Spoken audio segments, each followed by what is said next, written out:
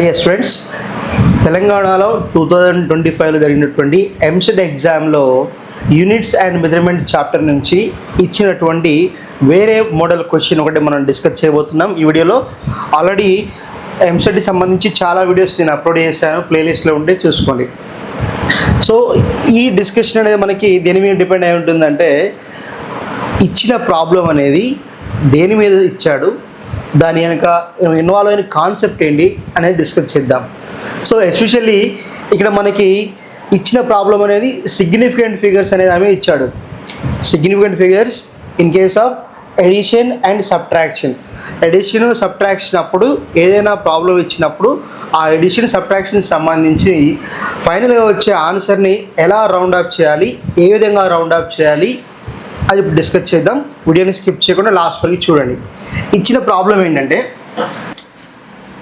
A piece of length 3.532 meters is cut from a rod of length 43.4 meters.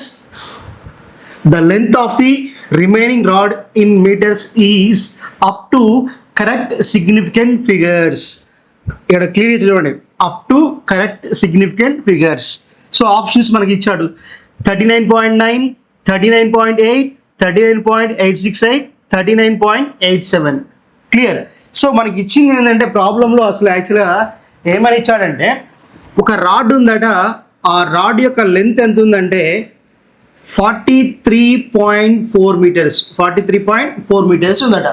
ఉన్నప్పుడు దాంట్లో నుంచి ఒక చిన్న పార్ట్ని, ఏ పీస్ ఆఫ్ లెంత్ 43.4 meters నుంచి 3.532, సో ఒక చిన్న పార్ట్ కట్ చేశారు. దాని లెంత్ ఎంతట 3.532 meters కట్ చేశారు. కట్ చేసినప్పుడు మనకి రిమైనింగ్ ఈ మొత్తం లెంత్లో నుంచి ఈ చిన్న పీస్ని కట్ చేస్తే ఇంకెంత లెంత్ ఉంటుంది అని అంటున్నాడు. అది మనకి ఇచ్చిన క్వశ్చన్.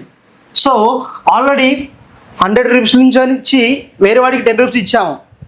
100 రూపాయలు ఉన్నాయి ఒక దగ్గర, వాటికి 10 రూపాయలు ఇచ్చాం. అంటే ఇంకెంత ఉన్నాయి అంటే మనము ఏం చేయాలి? ఎడిషన్ చేయాలి, సబ్ట్రాక్షన్ చేయాలా? సబ్ట్రాక్షన్ చేయాలి. 100లో 10 వాడికి ఇచ్చామంటే 90 ఉన్నట్టే కదా. సో అట్లనే ఇక్కడ మొత్తం లెంత్ ఆఫ్ రాడ్ ఎంత ఉంది? 43.4 meters ఉంది.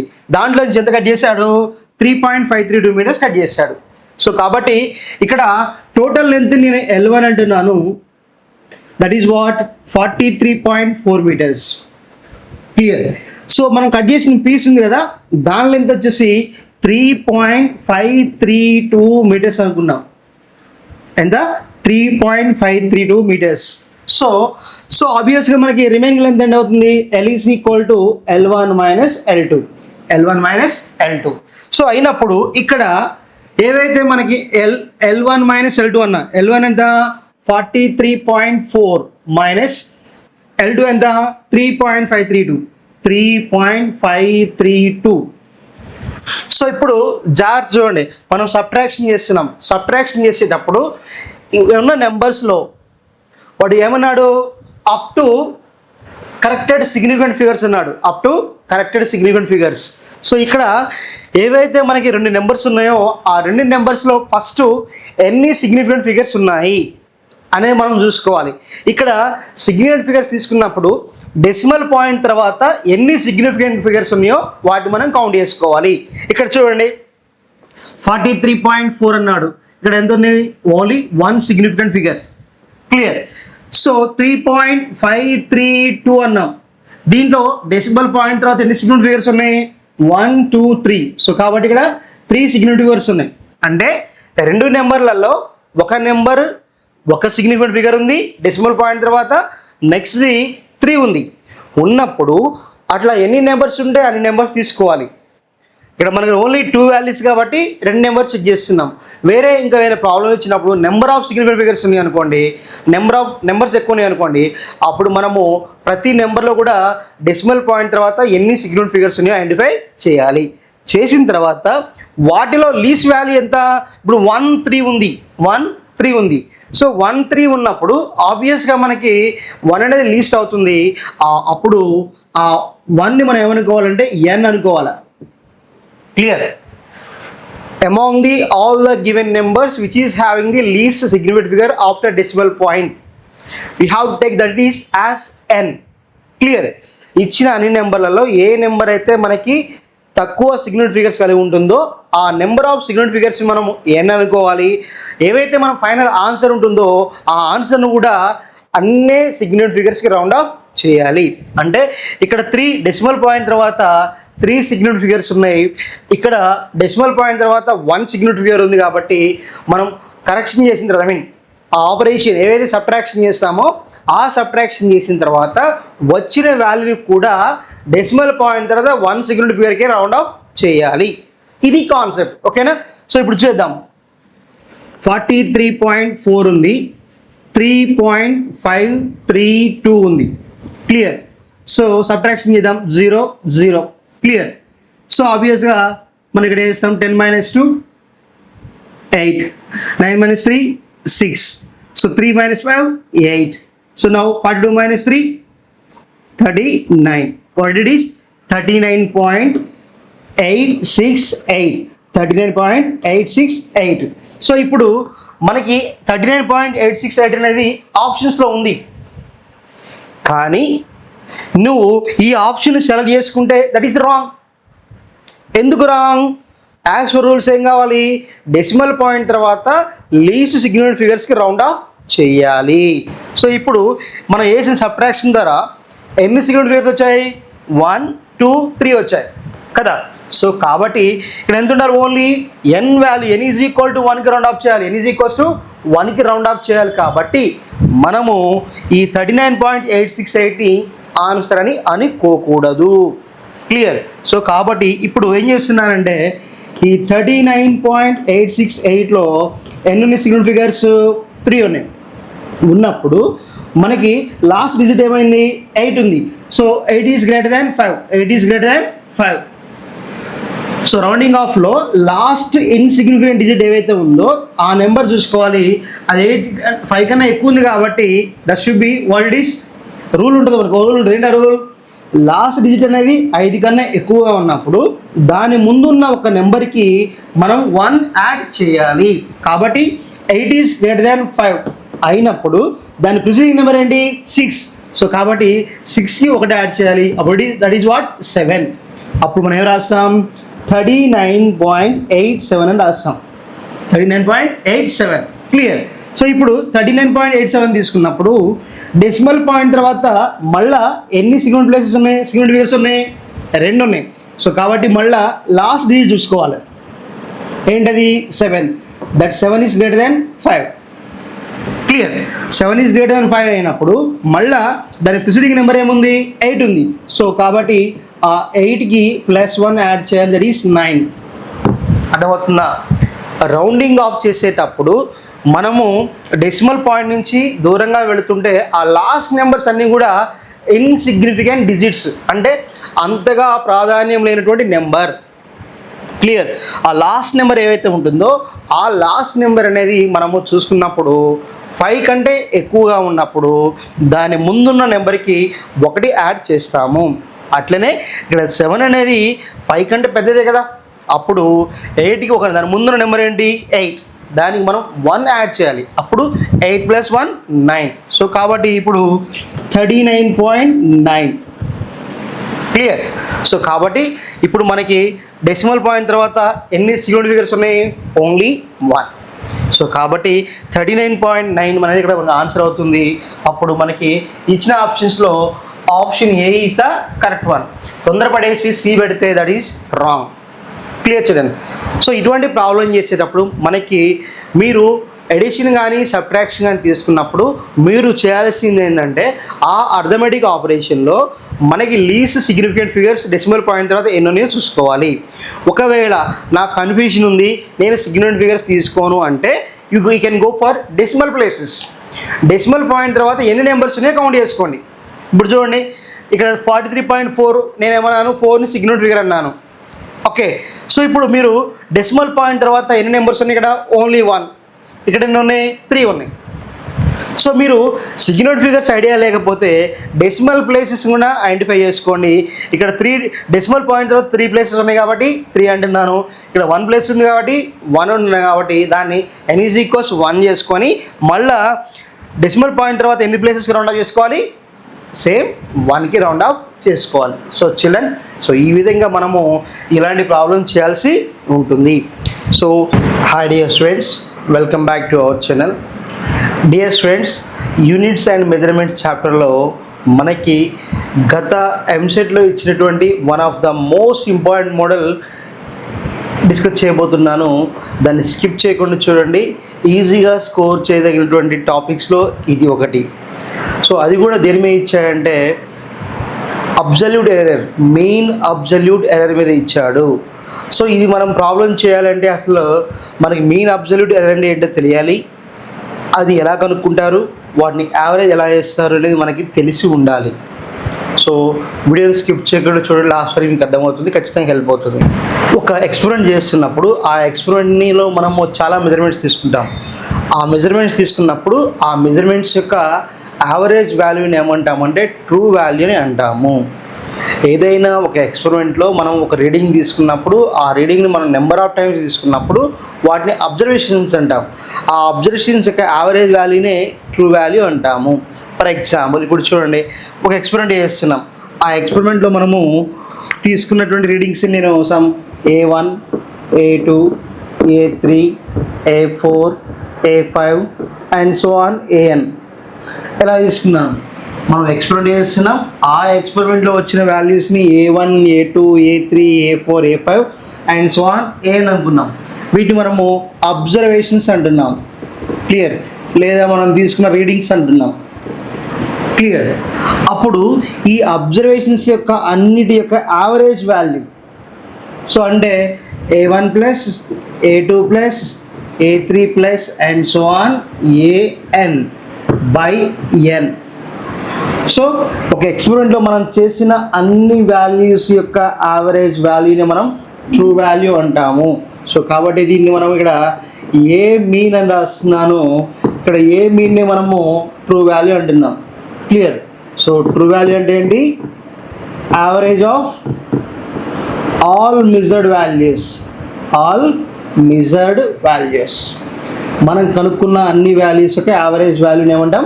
ట్రూ వాల్యూ అని అంటాము. క్లియర్? సో ఇప్పుడు ఇక్కడ ట్రూ వాల్యూని ఏమన్నాం మనం? ట్రూ వాల్యూని ఏ మీన్ అన్నాము. క్లియర్? సో ఇప్పుడు ఏ మీన్ అనేది అన్ని A1, A2, A3, A4, A5 అన్నిటి యావరేజ్ తీసుకున్నాం కాబట్టి ఏవైతే యావరేజ్ వాల్యూ వచ్చిందో ఆ యావరేజ్ వాల్యూ కన్నా A1, A2, A3, A4, A5 ఎలా ఉన్నవి అని మనము చూస్తే ఇక్కడ ఫర్ ఎగ్జాంపుల్ G వాల్యూ ఉంది ఎంత, మనము 9.8 యాక్చువల్ వాల్యూ అని ట్రూ వాల్యూ అంటున్నాం. మనం అనుకున్నప్పుడు వాల్యూ ఎంత వచ్చింది? సమ్ 9.9 వచ్చింది. దీన్ని సమ్ A1 అంటున్నా. క్లియర్? యాక్చువల్ ఎంత రావాలి? 9.8 రావాలి. ఎంత వచ్చింది? 9.9 వచ్చింది. ఏమైనా ఎర్రర్ ఉందా? ఉంది. ఎంత ఎర్రర్ ఉంది? 9.9 మైనస్ 9.8, 9.9 మైనస్ 9.8 ఎంత రావాలి? 9.9 రావాలి. సో 9.8 రావాలి. ఎంత వచ్చింది మనకి? 9.9 వచ్చింది. అంటే ఎగ్జాక్ట్ వాల్యూ రాలేదు. ఎప్పుడైతే ఎగ్జాక్ట్ వాల్యూ రాలేదంటే అర్థం మనం ఆ ఎక్స్పెరిమెంట్లో తప్పు చేసామని అర్థం. సో కాబట్టి ఆ తప్పునే మనం ఇక్కడ ఏమంటామంటే అబ్సల్యూట్ ఎర్రర్ అంటాము. What you call? Absolute error. So true value ఎంత వచ్చిందో ఆ ట్రూ వాల్యూ అనేది మనం కనుక్కునే వాల్యూకి సేమ్ వచ్చింది అనుకోండి. ఫర్ ఎగ్జాంపుల్ మనం కనుక్కునే వాల్యూ 9.8 వచ్చింది. ఆల్రెడీ ట్రూ వాల్యూ ఎంత వచ్చింది? 9.8 వచ్చింది. అంటే అప్పుడు ఎర్రర్ ఎంత? 0. క్లియర్? సో కాబట్టి ఏవైతే మెజర్డ్ వాల్యూ ఉందో ఆ మెజర్డ్ వాల్యూని మనము ట్రూ వాల్యూని మైనస్ చేస్తే వచ్చేది అబ్సల్యూట్ ఎర్రర్, అంటే ఖచ్చితంగా వచ్చేటువంటి ఎర్రర్. ఓకేనా? సో కాబట్టి ఇక్కడ రాస్తున్నాను absolute error. Absolute error equal to difference of magnitude of true value, magnitude of true value minus observed value, లేదా దాన్ని ఏమంటాం? Measured value, measured value. Clear? So true వాల్యూని అబ్జర్వ్డ్ వాల్యూని డిఫరెన్స్ ఇస్తే వచ్చేది మనం ఏమంటాం? Absolute error. ట్రూ వాల్యూ నుంచి మెజర్డ్ వాల్యూని మైనస్ ఇస్తే వచ్చేదని ఏమంటాం? అబ్సల్యూట్ ఎర్రర్ అని అంటాము. సో ఇప్పుడు చూద్దాం. ఫస్ట్ ఏమన్నానండి నేను, ఇప్పుడు మనం ఇక్కడ ఏమనుకుంటున్నాం? A1, A2, A3 ఇవన్నీ మనం మెజర్డ్ వాల్యూస్ అన్నాం. ఏ మీన్ ఏమన్నాం? ట్రూ వాల్యూ అన్నాం. అప్పుడు ఎలా రాస్తామంటే అబ్సల్యూట్ ఎర్రర్ ఆఫ్ A1ని కనుక్కోవడంలో ఎంత ఎర్రర్ వచ్చింది అంటే ఎలా రాస్తామంటే mod of A mean minus A1. So చెప్పే కదా true value minus missed value. True వాల్యూని ఏమనుకున్నాం మనం A మీన్ అన్నాం, మిస్డ్ వాల్యూ ఎంత A1. సో కాబట్టి అబ్సల్యూట్ ఎర్రర్ ఆఫ్ A1 దీన్ని మనం డెల్టా A1 చేత చూపిస్తాం. క్లియర్. అదేవిధంగా డెల్టా A2 రాస్తాం, సేమ్ ఇదే model. Delta A2 is equal to what mod of A mean minus A2. అట్లనే డెల్టా A3 అంటే అబ్సల్యూట్ ఆఫ్ A3 అదేమో రాయొచ్చు mod of A mean minus A3. Clear. And అట్లనే సేమ్ డెల్టా A4 ఏం రాయొచ్చు mod of A mean minus A4. Clear. So ఇప్పుడు delta A1 ఏమన్నాను absolute of A1 అన్నాను. మరి డెల్టా A2 అంటే ఏమవుతుంది అబ్సల్యూట్ ఎర్రర్ ఆఫ్ A2 అవుతుంది. డెల్టా A3 అంటే ఏం రాయొచ్చు అబ్సల్యూట్ ఆఫ్ A3 అని రాయొచ్చు. సో ఇలా రాసుకుంటూ వెళితే ఈ విధంగా మనం డెల్టా AN అని రాస్తాము. అప్పుడు magnitude of A mean minus AN. So అప్పుడు ఇది డెల్టా AN ఏమంటాము అబ్సల్యూట్ ఎర్రర్ ఆఫ్ N అంటాం. Absolute error of N. So అంటే ఇక్కడ మనకి అబ్సల్యూట్ ఎర్రర్స్ ఏమున్నాయి delta A1, delta A2, delta A3, delta A4 and so on delta AN. ఇవన్నీ ఏంటి అబ్సల్యూట్ ఎర్రర్స్. ఆ అబ్సల్యూట్ ఎర్రర్స్ యొక్క యావరేజ్ వాల్యూని ఏమంటామంటే మీన్ అబ్సల్యూట్ ఎర్రర్ అంటాము. క్లియర్. ఏవైతే మనం ఎక్స్పెరిమెంట్లో చేసినటువంటి A1, A2, A3ని ఏమన్నాం మెజర్డ్ వాల్యూస్ అంటున్నాం. వాటి కనుక్కోవడంలో వచ్చి ఎర్రర్స్ని ఏమంటున్నాం delta A1, delta A2, delta A3 ఇలా అంటున్నాం. ఆ delta A1, delta A2, delta A3 and so on delta AN వీటన్నిటికి యావరేజ్ని ఏమంటామంటే మీన్ అబ్సల్యూట్ ఎర్రర్ అని అంటాము.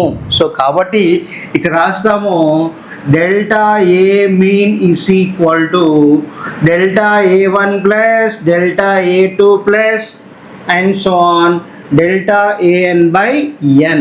సో ఈ విధంగా మనం రాసినప్పుడు దీన్ని మనం ఏమంటాం మీన్ అబ్సల్యూట్ ఎర్రర్ అంటాము. సో ఇప్పుడు మనం డిస్కస్ చేయబోయేటువంటి క్వశ్చన్ సంబంధించినటువంటి ఫార్ములా ఇదే. Delta A mean find out చేయాలి. సో ఒక ఎక్స్పెరిమెంట్ ఉందంటే ఆ ఎక్స్పెరిమెంట్లో ఇచ్చిన వాల్యూస్ని బేస్ చేసుకొని మనని mean absolute error find out చేయమన్నాడు. ఆ క్వశ్చన్ ఏంటి ఒకసారి చూద్దాం. ఆ క్వశ్చన్ ఏంటంటే in an experiment the coefficient of viscosity of liquid was determined as 2.62, 2.68, 2.58, 2.57, 2.54, 2.55. The mean absolute error in the determination of coefficient of viscosity. So mean absolute error find out చేయమన్నాడు. ఒక experiment ఉందంట, ఆ experiment దేనికి సంబంధించింది coefficient of విస్కాసిటీని find out చేయాలి. Coefficient of విస్కాసిటీని find out చేయాలి ఎలా mean value mean absolute error అనుకోవాలి.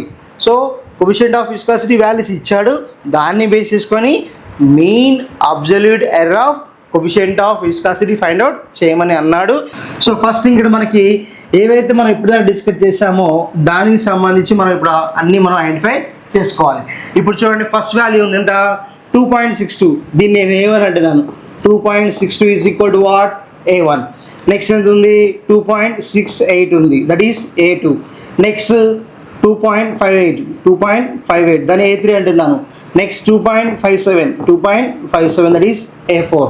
And next one is 2.55. So 2.62, 2.68, 2.58, 2.57, 2.54 and 2.55.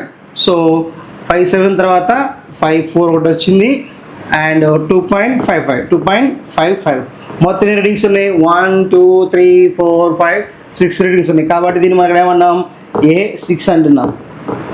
So ఇది ఫస్ట్ మనం వాడికి ఇచ్చిన వాల్యూస్ తీసుకునే కనుక్కోవాలి. First main absolute error find out చేయాలంటే ముందు ట్రూ వాల్యూ ఫైండ్ అవుట్ చేయాలి.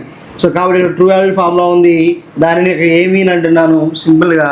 ఇది యావరేజ్ తీసుకోవాలి ఎంత 2.62 plus 2.68 plus 2.58 plus 2.57, 2.57 plus 2.54 plus 2.55 by 6. So ఈ వాల్యూ మనం కనుక్కొని బై 6 చేయాలి.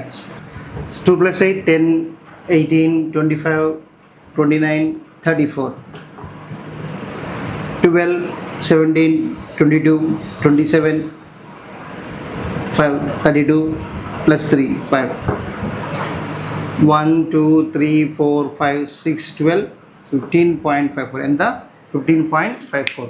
సో కాబట్టి ఇక్కడ మనకు కావాల్సింది ఏ మీన్ కాబట్టి సో ట్రూ వాల్యూ కావాలి కాబట్టి a mean is equal to sum 15.54 by 6 అని రాస్తున్నా. సో రాసినప్పుడు ఏమవుతుంది 6 2s are 12 and again word is 5 3, so then word is 35 30 again 9. So a mean value is what 2.59. ఈ ఇచ్చిన వాల్యూస్లో ఫస్ట్ వాల్యూ ఎంత 2.62 దాని యొక్క ఎర్రర్ ఎంత వచ్చిందో చూద్దాం. Delta A1 is equal to mode of A mean minus A1. So delta A1 is equal to true value ఎంత వచ్చింది 2.59 మైనస్ A1 ఎంత అనుకున్నాం 2.62 2.59 మైనస్ 2.62 అంటే ఏమొస్తుంది మైనస్ 0.03 వస్తుంది. అంటే మనం మాట తీసుకున్నాం కాబట్టి simple what can write 0.03 we can write అంటే అవుతుందా 262 మైనస్ 59 ఎంత 3 కదా. సో కాబట్టి 0.03. అట్లనే సెకండ్ దాని యొక్క ఎర్రర్ మనకి డెల్టా A2 అవుతుంది. అదెంత 2.59 మైనస్ 2.68. సో అప్పుడు డిఫరెన్స్ ఎంత 68 59. సో కాబట్టి దట్ ఈస్ వాట్ 0.09. అట్లా సేమ్ డెల్టా A3 కూడా. So mode of 2.58 minus 2.59. So mode of అని రాస్తున్నాం అంటే మైనస్ వచ్చినా ప్లస్ తీసుకుంటాం ఓకేనా. సో ఇదంతా వస్తుంది 59 58 కాబట్టి 0.01. అట్లనే same delta A4 mode of 2.57 minus 2.59 that is equals what 0.02. again delta A5 so ఎంత వచ్చినది 2.54 కాబట్టి 2.59 minus 2.54 that is how much sorry this also 2.59 కదా 2.59 కదా 2.59 minus 2.59 so that is what 2.54 minus 2.59 so ఎంత 0.05 and delta A6 అదెంత 2.55 minus 2.59 so that is what 0.04. So ఇవి మనకు వచ్చినటువంటి అబ్సల్యూట్ ఎర్రర్స్. మనం అనుకోవాల్సింది మీన్ అబ్సల్యూట్ ఎర్రర్ కాబట్టి రాస్తున్న again delta A mean is equal to delta A1 plus delta A2 plus delta A3 plus delta A4 plus delta A5 plus delta A6 by 6 clear. So అప్పుడు delta A mean is equal to ఏమేమి వచ్చింది మన ఇక్కడ 0.03 plus 0.09 plus 0.01 plus 0.02 plus 0.05 plus 0.04 by 6 clear. ఒకసారి వీటిని add చేద్దాం ఓకేనా. So 3 plus 9 12 13 15 20 24 so 0.24 so కాబట్టి delta A mean is equals what 0.24 by 6. So ఆబ్వియస్గా ఇక్కడ మనం 6 సో కాబట్టి delta A mean is equals what 0.04. So that should B correct answer. Plus 1 అది మనకి సిగ్నిఫికెంట్ ఫిగర్స్ మీ ఇచ్చాడు. సిగ్నిఫికెంట్ ఫిగర్స్ అంటే ఏంటి, వాటి రూల్స్ అంటే తెలిస్తే ఆబ్వియస్గా మనం ఈజీగా చేయగలుగుతాం with in very short time or less time. Okay question చూద్దాం. If the length of a rod is measured as 830 600 830 600 nanometers, then the number of significant figures in the measurement is options 5 3 6 4. ఇది మనకి ఇచ్చిన question. ఒక experiment ఉందంట. ఆ ఎక్స్పెరిమెంట్లో ఒక length of a rod, ఒక rod యొక్క లెంత్ కనుక్కున్నారు. అదెంత 830 600 నానోమీటర్స్. సో ఇక్కడ నానోమీటర్స్ మనము ఇంటూ 10⁻⁻9 రాస్తాము. సో ఇది మనకి కన్సిడర్ చేయము దాంట్లో. దాని లైట్ తీసుకోండి. సింపుల్గా ఇక్కడ 830 600 తీసుకుంటున్నాం. తీసుకున్నప్పుడు మనకి దీంట్లో డెసిమల్ పాయింట్ ఉందా? డెసిమల్ పాయింట్ లేదు. డెసిమల్ పాయింట్ లేనప్పుడు ఏదైనా ఒక నెంబర్లో మనకి ఫర్ ఎగ్జాంపుల్ ఒక నెంబర్ ఇలా ఉంది 1 4 6 8 9 ఇలా ఉంది. ఇలా ఉన్నప్పుడు ఇక్కడ ఈ నెంబర్స్లో ఏవైతే మనకి జీరోస్ లేవు అన్నీ కూడా నాన్ జీరో డిజిట్స్ ఉన్నాయి. ఇలాంటప్పుడు every digit is one significant figure. So అంటే 1 2 3 4 5. సో ఎన్ని ఉన్నట్టు 5. సో ఇది ఒక రూల్. నెక్స్ట్ 1 4 0 6 8 9 ఇలా ఉంది. సో ఇప్పుడు సెకండ్ రూల్ ఏంటి? రూల్ ఇక్కడ 1 నాన్ జీరో డిజిట్స్ అన్నీ కూడా సిగ్నిఫికెంట్ ఫిగర్సే. నాన్ జీరో డిజిట్స్ అన్నీ కూడా సిగ్నిఫికెంట్ ఫిగర్సే. సో కాబట్టి 1 2 3 4 5 ఇది క్లియర్. Then what about this zero? ఈ జీరో సంగతి ఏంటి? ఆ జీరో కూడా సిగ్నిఫికెంట్ ఫిగర్ అవుతుంది. ఎందుకంటే ఏదైనా రెండు నాన్ జీరో డిజిట్స్ మధ్య, అంటే జీరో కాకుండా ఉండాలి, the zeros which are lies between the two non zero digits, రెండు నాన్ జీరో డిజిట్స్ మధ్య ఉన్నటువంటి జీరో కూడా ఏమవుతుందంటే సిగ్నిఫికెంట్ ఫిగర్ అవుతుంది. సో కాబట్టి ఇది ఇంకో రూల్ గుర్తుపెట్టుకోండి ఎప్పుడు డెసిమల్ పాయింట్స్ లేనప్పుడు.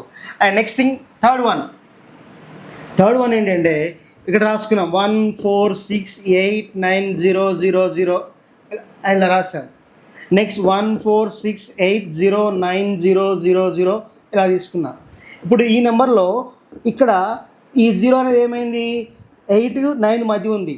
8 is non zero digit, 9 also non zero digit, కాబట్టి ఇది సిగ్నిఫికెంట్ అవుతుంది. కానీ ఏవైతే లాస్ట్ నాన్ జీరో డిజిట్ ఉందో, లాస్ట్ నాన్ జీరో డిజిట్ తర్వాత ఉన్నటువంటి జీరోస్ని ట్రయల్ జీరోస్ అంటాం. So the zeros which are follows the last non-zero digit in that number, they never be considered as a significant figures. అర్థమవుతుందా? ఏదైనా ఒక number తీసుకున్నప్పుడు ఆ నెంబర్లో లాస్ట్ నాన్ జీరో డిజిట్ ఏవైతే ఉంటుందో దాని తర్వాత వచ్చేటువంటి జీరోస్ సిగ్నిఫికెంట్ ఫిగర్స్ కావు. But condition is what? When the number is more than the 1 and the is having no decimal point. Decimal point లేనప్పుడు మాత్రమే. డెసిమల్ పాయింట్ లేనప్పుడు ఒక నాన్ జీరో డిజిట్ నెంబర్స్లో last non zero digit number తర్వాత వచ్చే zeros అనేవి significant figures కావు. So ఆ రూల్ ప్రకారం మన ఇక్కడ 830 600 ఉంది. ఇక్కడ లాస్ట్ నాన్ జీరో డిజిట్ ఏంటి? 6. ఆ 6 తర్వాత ఉన్న ఈ రెండు జీరోస్ కూడా సిగ్నిఫికెంట్ కావు. కాబట్టి ఇక్కడ మనకి 8306లో ఇవి రెండు నాన్ జీరో డిజిట్ కావు. నెక్స్ట్ వచ్చేసి 8306 ఉంది. మళ్ళా ఇంతకుముందు చెప్పాను 3 అనేది నాన్ జీరో డిజిట్, 6 అనేది నాన్ జీరో డిజిట్, వాటి మధ్య ఉన్న జీరో ఏమవుతుంది? సిగ్నిఫికెంట్ అవుతుంది. అట్ ద సేమ్ టైం ఏదైనా నెంబర్లో నాన్ జీరో డిజిట్స్ అన్నీ కూడా సిగ్నిఫికెంట్ ఫిగర్స్ అవుతాయి. కాబట్టి 1 2 3. సో ఈ నెంబర్లో మొత్తము ఎన్ని సిగ్నిఫికెంట్ ఫిగర్స్ ఉన్నాయి? 4 ఉన్నాయి. సో కాబట్టి మనకిచ్చిన ఆప్షన్స్లో option D is the correct one. Easy. ఓకేనా? ఒకసారి చూద్దాం. డైమెన్షన్ ఫార్ములాకి సంబంధించి ఖచ్చితంగా ఒక 1 మార్క్ ఖచ్చితంగా రిపీట్ అవుతుంది. ఖచ్చితంగా డైమెన్షన్ ఫార్ములాస్ ప్రాక్టీస్ చేయండి. ఆ ఫార్ములాస్ నుంచి డైమెన్షన్ ఫార్ములా రాయడం వస్తే చాలా టైం ఈజీ సేవ్ అవుతుంది.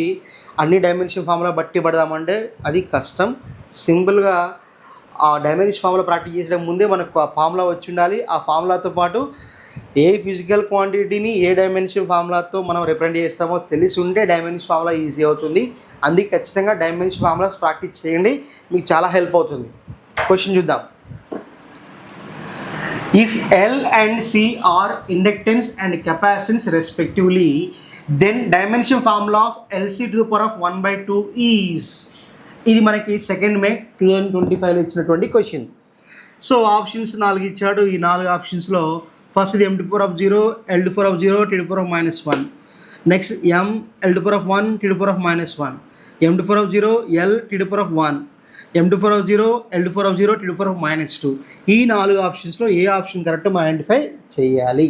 సో ఇక్కడ ఎల్ అండ్ సిల మధ్య ఏదైనా ఒక ఫార్ములా ఉందని మనం ఫస్ట్ ఆలోచించాలి.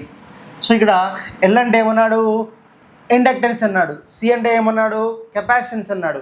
వాటి మధ్య రిలేషన్ ఏంటంటే రెసొనెంట్ ఫ్రీక్వెన్సీలో angular frequency is equal to 1/√LC.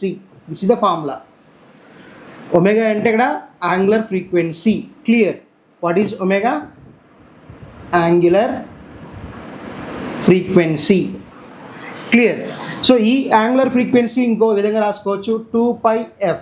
What is 2πf?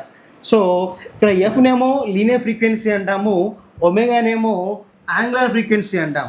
అప్పుడు ఏం రాసుకోవచ్చు, 2πf is equal to 1/√LC. 1/√LC. So దీన్ని మనం ఇలా రాస్తున్నాం, 2πf ఈజ్ ఈక్వల్ టు, దీన్ని మనం ఏమి రాయొచ్చు, S1/LC to the power of 1/2 we can write. Clear? So అయినప్పుడు దీన్ని ఏం రాస్తున్నారంటే 1/2πf ఈజ్ ఈక్వల్ టు ఏం రాసుకోవచ్చు, L to the power of 1/2 రాసుకోవచ్చు. క్లియర్? సో ఇక్కడ మనకి ప్రిన్సిపల్ ఆఫ్ హోమోజెనిటీ ప్రకారం ఏంటి, ప్రిన్సిపల్ ఆఫ్ హోమోజెనిటీ ప్రకారం LHS ఉన్నటువంటి డైమెన్షన్ ఫార్ములా అనేది RHS వైపు ఉన్న డైమెన్షన్ ఫార్ములాకి ఈక్వల్ అవుతుంది. క్లియర్? ప్రిన్సిపల్ ఆఫ్ హోమోజెనిటీ ప్రకారం ఏంటంటే ఏదైనా ఒక డైమెన్షనల్ ఈక్వేషన్ ఉన్నప్పుడు డైమెన్షనల్ ఈక్వేషన్లో LHS సైడ్ ఏవైతే డైమెన్షన్స్ ఉంటాయో RHS సైడ్ కూడా అలానే ఉంటాయి. క్లియర్? సో మనకి ఎలా కెమిస్ట్రీలో బ్యాలెన్సింగ్ ఆఫ్ కెమికల్ ఈక్వేషన్స్లో left side number of elements, right side number of elements ఎలా సేమ్ ఉంటాయో ఇక డైమెన్షన్స్ కూడా సేమ్ అలానే ఉంటాయి. సో కాబట్టి ఇక్కడ మనము ఈ 2π అంటున్నాం, 2π అనేది కాన్స్టెంట్, దానికి డైమెన్షన్ ఫార్ములా ఏమీ ఉండదు. సో కాబట్టి ఇక్కడ మనము 1/f is equal to, we can write LC to the power of 1/2 we can write. Clear? So అయినప్పుడు ఫ్రీక్వెన్సీ ఫార్ములా ఏంటి, 1/t. ఫ్రీక్వెన్సీ ఫార్ములా ఏంటి, 1/t. Reciprocal of time period is what you call frequency. So కాబట్టి ఇక్కడ మనం ఏం రాస్తాం, 1/1/t అని రాస్తున్నాం. So that is what LC to the power of 1/2 we can write. So అంటే అర్థమైంది ఇక్కడ 1/t to the power of -1, 1/t to the power of -1 is equal to LC to the power of 1/2. Clear? So t to the power of -1 is equal, 1/t to the power of -1 is equal to LC to the power of 1/2 రాస్తున్నాము. So t to the power of -1 పైకి వస్తే అవుతుంది, plus అవుతుంది, t to the power of 1 equal to LC to the power of 1/2. So t to the power of 1 is equal to LC to the power of 1/2. So మనకి ఇక్కడ మనము దీన్ని t to the power of 1 is equal to LC power of 1/2 అని రాస్తున్నాం. ఒకవేళ what dimension formula LC to the power of -1/2 అంటే ఇదేమవుతుంది, -1 అవుతుంది. 1/2 అంటే 1 అవుతుంది, -1/2 అంటే -1 అవుతుంది. సో ఇక్కడ మనకి ఇచ్చిన ఆప్షన్స్లో క్వశ్చన్లో ఇది దిస్ ఈజ్ -1/2 -1/2. సో కాబట్టి t to the power of -1 is the right one.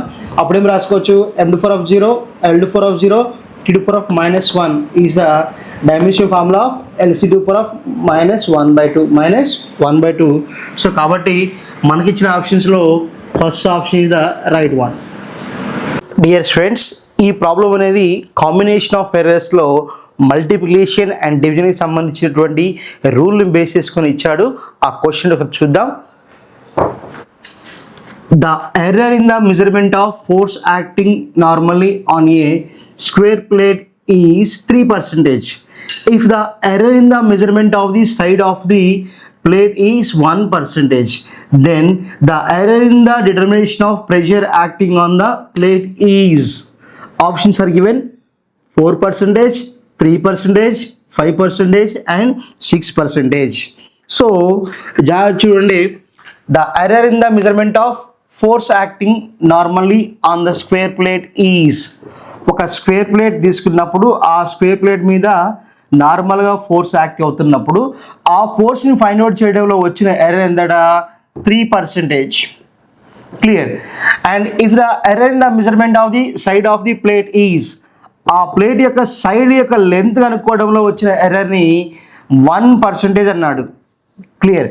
ఒక స్క్వేర్ ఉందట, ఆ స్క్వేర్ మీద ఫోర్స్ యాక్ట్ అవుతున్నప్పుడు ఆ ఫోర్స్ని ఫైండ్ అవుట్ చేయటంలో మనకు వచ్చిన ఎర్రర్ ఎంతట 3%.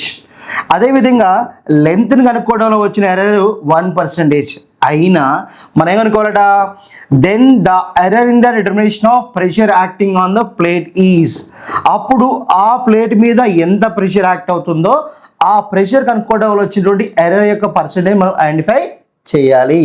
సో మనకి ఒక ఫార్ములా ఉంటుంది, pressure is equals what, force per area.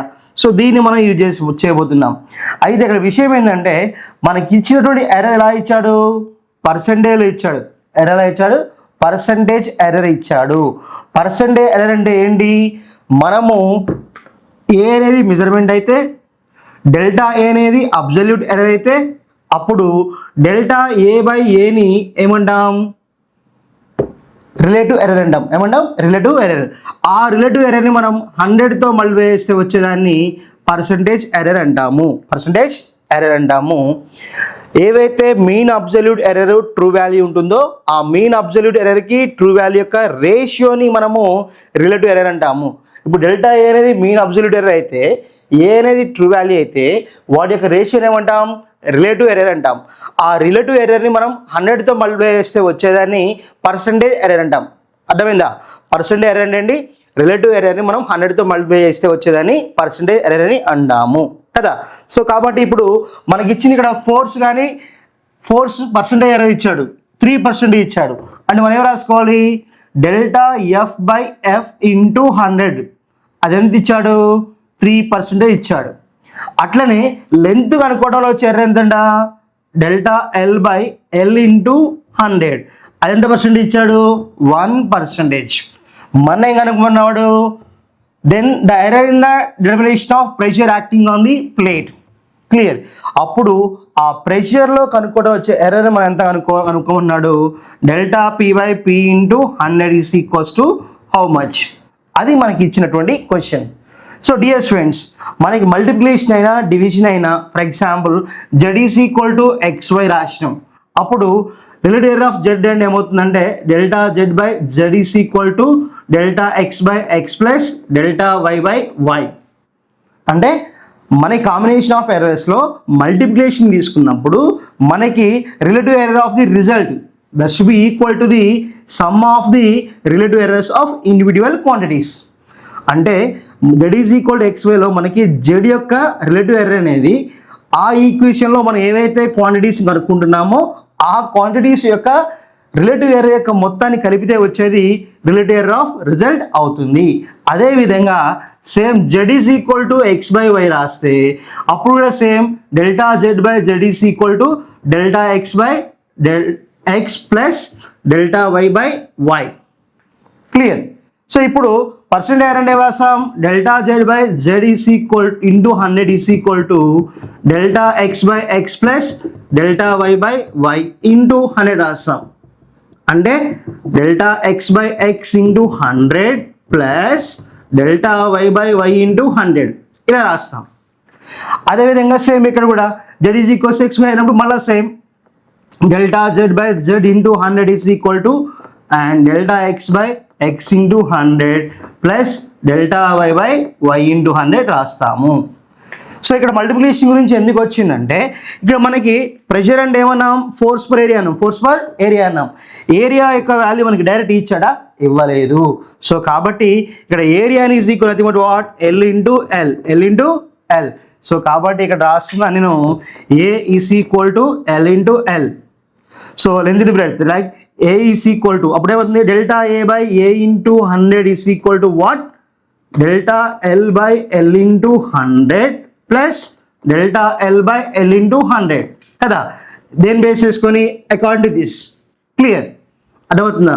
So కాబట్టి అప్పుడు ఏమవుతుంది, delta A by A into 100 is equal to మనకి ఎంత ఇచ్చాడు, delta L by L into 100 ఎంత, 1. సో కాబట్టి 1 plus 1 then that is what, 2%. So కాబట్టి delta A by A into 100 ఎంత, 2%. సో కాబట్టి ఇప్పుడు మనము ప్రెషర్కి సంబంధించి రాస్తే అప్పుడు ఏమవుతుంది, P is equal to F by A అనేది డివిజన్ కాబట్టి సేమ్ అదే ఫార్మాట్లో రాస్తున్నాం. Delta P by P into 100 equal to delta F by F into 100 plus delta A by A into 100 రాస్తాము. క్లియర్. ఆల్రెడీ ఇక్కడ delta F by F into 100 ఎంత ఇచ్చాడు వాళ్ళు 3% ఇచ్చాడు కాబట్టి that is equals to 3% plus మనం ఎందుకు అనుకున్నాం దిస్ ఈస్ 2%. కాబట్టి 3% plus 2% that is equals what 5%. కాబట్టి ప్రెషర్ కనుక్కోవడంలో వచ్చినటువంటి పర్సెంటేజ్ ఎంత 5%. సో కాబట్టి మనకిచ్చిన ఆప్షన్స్లో option C is the correct one children.